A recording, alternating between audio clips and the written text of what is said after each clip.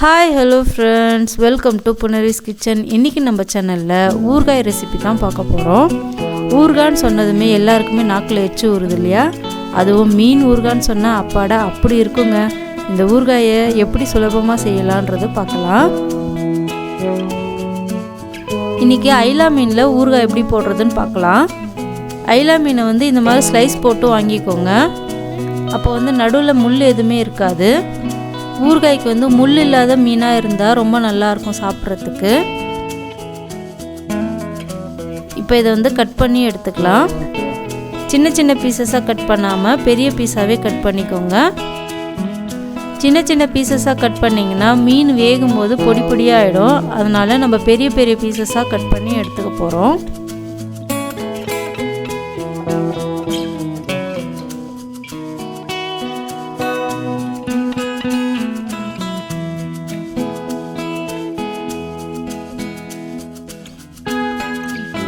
இப்போ எல்லா மீனையும் இந்த மாதிரி கட் பண்ணி எடுத்துக்கலாம்.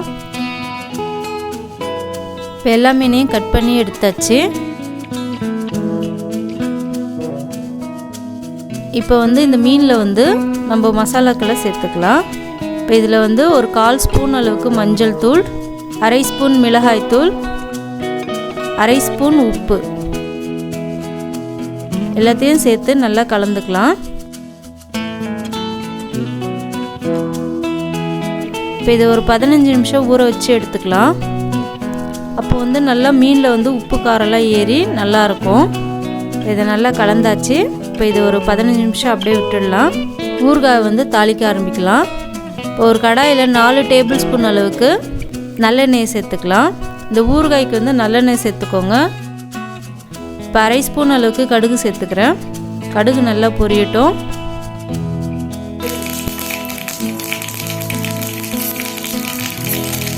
1/2 ஸ்பூன் ஜீரகம்.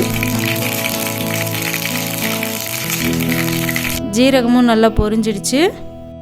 இப்போ அடுத்ததாக ஒரு 10 முழு மிளகு சேர்த்துக்கலாம்.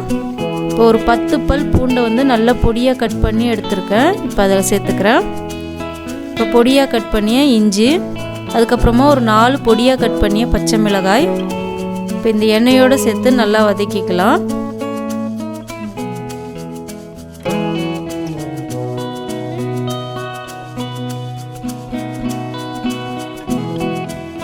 இப்போ ஊற வச்சு எடுத்துருக்கிற இந்த மீனை இதில் சேர்த்துக்கிறேன்.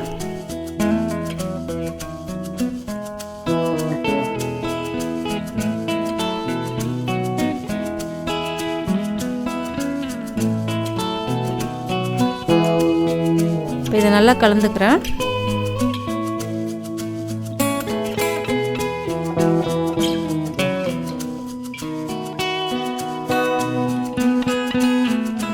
இது ஒரு 5 நிமிஷம் நல்லா வேகட்டும். ஏற்கனவே நம்ம காரம் போட்டிருக்கோம். இப்போ ஒரு 1/2 ஸ்பூன் அளவுக்கு மிளகாய் தூளை சேர்த்துக்கிறேன். அதுக்கப்புறமா ஒரு 1/2 ஸ்பூன் அளவுக்கு உப்பு எல்லாத்தையும் சேர்த்து நல்லா கலந்துக்கலாம். ஊறுகாய் நிறையா உப்பு காரம் புளியெல்லாம் அதிகமாக இருந்தால் தான் நல்லாயிருக்கும். அது மட்டும் இல்லாமல் ஊறுகாய் சீக்கிரமாக கெட்டு போகாது. இது ஒரு 2 நிமிஷம் நல்லா வதங்கட்டும். ஒரு கைப்பிடி அளவு கருவேப்பிலையை சேர்த்துக்கிறேன். இந்த கருவேப்பிலையை இந்த எண்ணெயோடு சேர்த்து நல்லா வதக்கிக்கலாம்.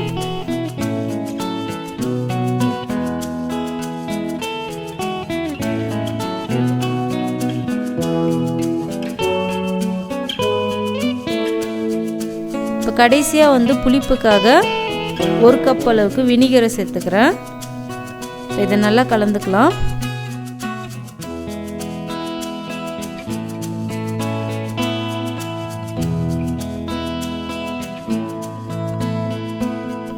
இப்போ உப்பு காரெல்லாம் சரியாக இருக்கான்னு டேஸ்ட் பண்ணி பார்க்கலாம். இப்போ மீனெல்லாம் நல்லா வெந்திருக்கு பாருங்கள்.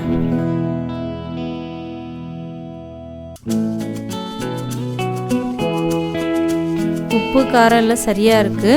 அவ்வளோதான், நம்ம பரிமாறலாம்.